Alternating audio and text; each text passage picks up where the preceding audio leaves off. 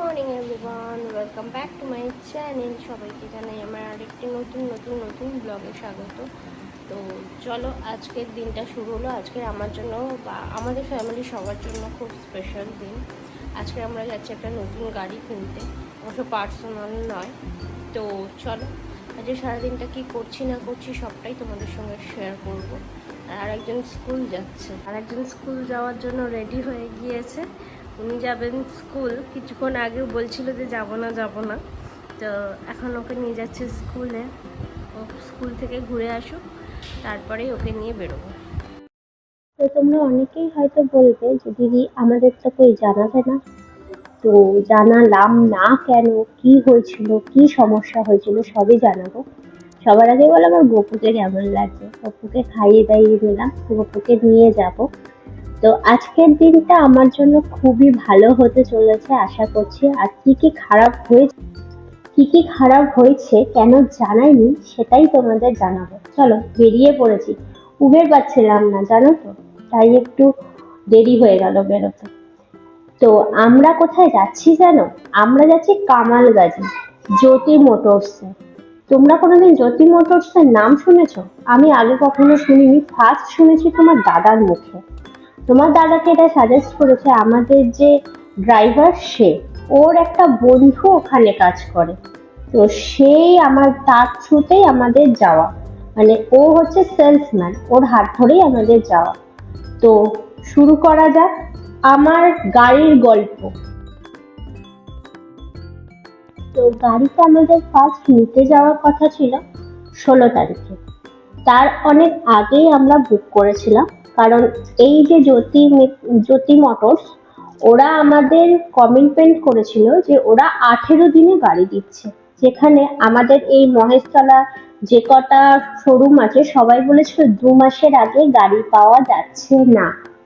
সেই জন্য আমরা গিয়েছিলাম অত দূর যে গাড়ি নিতে, কারণ আমাদের আগে যে কমার্শিয়াল গাড়িটা আছে ওটা অলরেডি তখন আমরা বিক্রি করে দিয়েছি, এর কথা শুনে যে ওরা 18 দিনে গাড়িটা দিচ্ছে। তো আমার ড্রাইভার বসে আছে, ওই জন্য আমি তার যাতে কাজ করে খেতে পারে, তাকেও তো আমায় দেখতে হবে, সে যাতে কাজ করে খেতে পারে তার জন্য আমি ওখানে চলে যাই।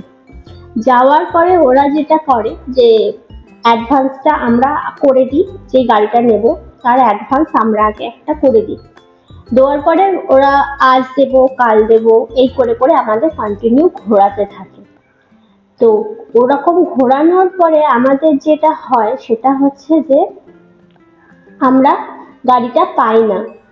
অলরেডি তখন সরকার থেকে আইন হয়ে যায় যে কমার্শিয়াল আগের যে গাড়িটা সেটা চলবে না, তার থেকে উন্নত মানের গাড়ি লাগবে। অলরেডি আমরা চলে এসেছি, তোমরা দেখতেই পাচ্ছ শোরুমে, আর আমাদের কফি দিয়ে দিয়েছে। এখানে অলরেডি ঘোটালা পাকা শুরু হয়ে গেছে। আমার হাজবেন্ডকে অলরেডি হ্যারাসমেন্ট করা অলরেডি শুরু করে দিয়েছে।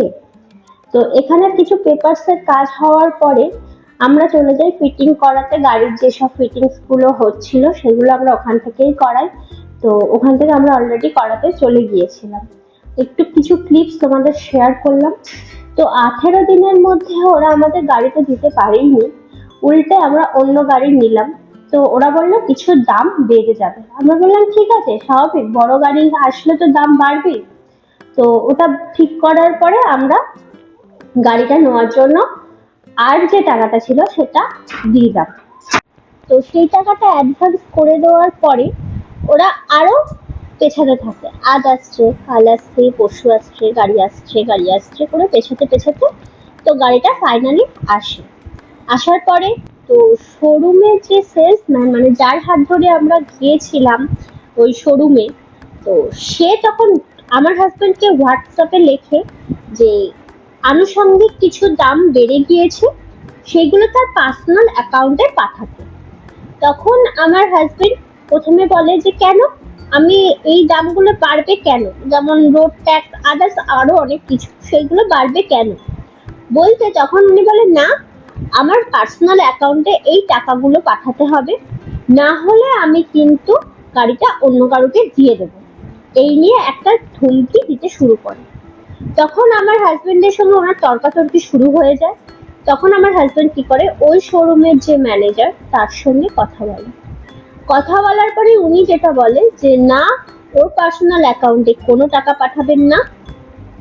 তো যখন বলে যে না পাঠাবেন না, তখন ওরা ওই ব্যাপারটা হ্যান্ডেল করে আমার হাজবেন্ড ওকে কোনো টাকা পাঠায় না। তারপরে যেই জিনিসটা শুরু হয় যে টুকটাক দাম বাড়তেই থাকে। তো গাড়ি তো যেদিন 16 তারিখে আমাদের নেওয়ার কথা ছিল, তো 16 তারিখে আমরা তো নিতে পারিনি, কারণ গাড়ির যে নাম্বার সেটা নাকি আসেনি। তোমরা অনেকেই জানো যে এখন শোরুম থেকে গাড়ি কিনলে শোরুম থেকেই নাম্বার আসে, সেটা হয়তো আগে ছিল না, এখন এটা নতুন হয়েছে। তো সেটা আমরা নিই। তারপরে যখন ওখানে যাওয়ার পরে প্রত্যেকটা জিনিসে দুবার করে দাম ধরা হয়, প্রত্যেকটা জিনিসে পার্ট বাই প্রত্যেকটা জিনিসে এক একটা জিনিসে দুবার করে দাম ধরা হয়। আর আমার হাজবেন্ডকে কনফিউজ করা হয় আর গোল গোল ঘোরানো হয়, মানে কথা বলে উনি জাস্ট গোল গোল ঘোরানো হচ্ছে যে উনি যে টাকাটা বলছে সেটাই ঠিক, বাদ বাকি আমার হাজবেন্ড যেটা বলছে সেটা ভুল। আমার হাজবেন্ড বারবার বলছে যে একটা জিনিসের তো দুবার করে দাম ধরা হচ্ছে, এটা আমি কেন পে করবো? তো সেটা ওনারা শুনতে চাইছিলেন না। তারপর আমার হাজবেন্ড যখন বলে যে আমি কিন্তু এবারে আইনি ব্যবস্থা নেব, তখন ওরা কি করে, ওনাদের যে মনে হয় হেড তাকে পাঠিয়ে ব্যাপারটা সর্ট আউট করার পরে আমরা গাড়িটা হাতে পাই। গাড়িটা পুজো হয়, ওখানে যা হোক করে একটু পুজো করিয়ে নিয়ে আমরা চলে আসি হচ্ছে কালীঘাটে আমরা এখনো ঢুকিনি, কালীঘাটে আমরা ঢুকবো। আর এই যে আমি গাড়ি স্টার্ট করছি, ওই জন্য আমি তোমাদের কাউকে জানাইনি যে গাড়ির কি অবস্থা না অবস্থা। আমি চেয়েছিলাম সবটা হয়ে যাওয়ার পরে যে খারাপ অভিজ্ঞতাটা, যে ভালো অভিজ্ঞতাটা, সবটাই যেন তোমাদের সঙ্গে শেয়ার করতে পারি, তাই তোমাদেরকে কিচ্ছু আমি জানাইনি।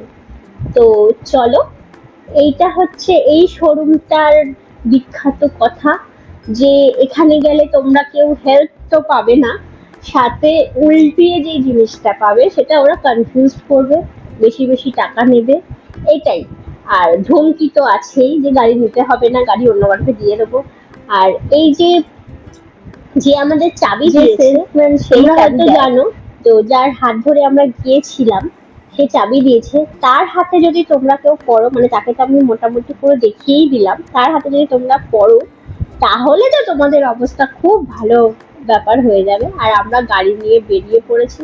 আমার হাজবেন্ড বেরিয়ে পড়ার পরেও অনেক কনফিউজ ছিল তখনও, যে মিউজিক সিস্টেমটা চলছে কি চলছে না, ওরা ঠিকঠাক করে ড্রাইভারকে বুঝিয়ে দিল কি দিল না, এটা নিয়ে ওরা খুব বেশি কনফিউজ ছিল। আর আমি সাজেস্ট করবো তোমরা কেউ এখানে যেও না। যাই হোক, ছেড়ে দাও। আর যার বলে না, যার শেষ ভালো তার সব ভালো, তো গাড়িটা নিয়ে আমি বেরিয়ে পড়েছি মানে আমার শেষ ভালো, তো আমার তাহলে সব ভালো। তো চলো, আমি এটাই বলবো যে তোমরা কেউ ওখানে যেও না। আমার সঙ্গে যেটা হয়েছে সেটা আমি তোমাদের সঙ্গে শেয়ার করলাম। তো চলো এবারে যাবো কালীঘাটে গিয়ে পুজোটা দেবো। কালীঘাটে ঢুকে পড়েছি। আর এই যে ব্রাহ্মণ, ইনি এত ভালো পুজো করে, চিন্তার বাইরে, খুব ভালো পুজো করে। আর আমার পুরো পুজোটা উনি খুব খুব ভালোভাবে করেছেন, আমার কোনো অসুবিধা হয়নি পুজো দিতে বা পুজো করাতে। আর এত হাওয়া দিচ্ছিল না, কিছুতেই আমার ধূপটা জ্বলছিল না। উনি আমাকে কন্টিনিউ বলছিল যে হাওয়ার জন্য ধূপটা জ্বলছে না, ধূপটা একদমই জ্বলছে না, কি অবস্থা হয়ে গেছে, উনি কন্টিনিউ বলে যাচ্ছিল। তো আমার ওনাকে খুব ভালো লাগে, ওনার পুজো আমার ভীষণ ভালো লাগে। আমি কালীঘাটে গেলে ওনার কাছে ছাড়া কারোর কাছে আমি পুজো করাই না, এত ভালো পুজো করেন উনি। প্রত্যেকটা পুজো, আমার ছেলের মুখে ভাতটা, যেহেতু আমাদের বাড়িতে নানি মুখ নেই বা আদার্স বড় ধুমধাম করে মুখে ভাত নেই, তাই আমার ছেলের মুখে যে অন্নপ্রাশনটা হয়েছিল সেটা আমি ওনাকে দিয়ে করেছিলাম, কালীঘাটে গিয়ে করেছিলাম মায়ের সামনে। উনি আমাকে ওটা করিয়ে দিয়েছিলেন, এত ভালো উনি, ভীষণ ভীষণ ভীষণ ভালো। তো গাড়ি পুজো শুরু করে দিয়েছি আমি অলরেডি, গাড়ি পুজোটা করে না খেতে যাব। অলরেডি 5টা বেজে গেছে, খুব খিদেও পাচ্ছে। তো খেতে চলে এসছি। এটা কোথায় এসছি বলো তো? আমাকে কিন্তু জানি না কোথায় গিয়েছিলাম, তোমরা অনেকেই চেনো, শ্রীহরিতে। তো চলো, এখন যাব হচ্ছে ননদের বাড়ি। ওখানে গিয়ে একটু খাওয়া দাওয়া করবো, মা বাবার সঙ্গে দেখা করব, মা বাবাকে অনেকদিন মা বাবার সঙ্গে দেখা হয় না, দেখা করব। অলরেডি চলে এসেছি। আর এখানে দেখো দুই ভাই বোনে সেই গাড়ি গাড়ি নিয়েই মারপিট করছে। মানে এ ছাড়বে না আর ও ছাড়বে না। আমার ছেলেও গাড়ি পছন্দ করে আর আমাদের হাসিও গাড়ি খুব পছন্দ করে। তো ওখান দিয়ে একটু খাওয়া দাওয়া করে এবারে চলে যাব হচ্ছে বাড়িতে। অলরেডি বেরিয়েও পড়েছি খাওয়া দাওয়া করে। শরীর ভীষণ ক্লান্ত, মানে সারাদিনে যা কষ্ট হয়েছে, মারাত্মক কষ্ট হয়েছে, ভীষণ ক্লান্ত আমরা। এইটুকুই। যদি তোমাদের ভালো লেগে থাকে তো লাইক শেয়ার সাবস্ক্রাইব অবশ্যই করো, আর এরকম ভুল কেউ করো না। শুভরাত্রি।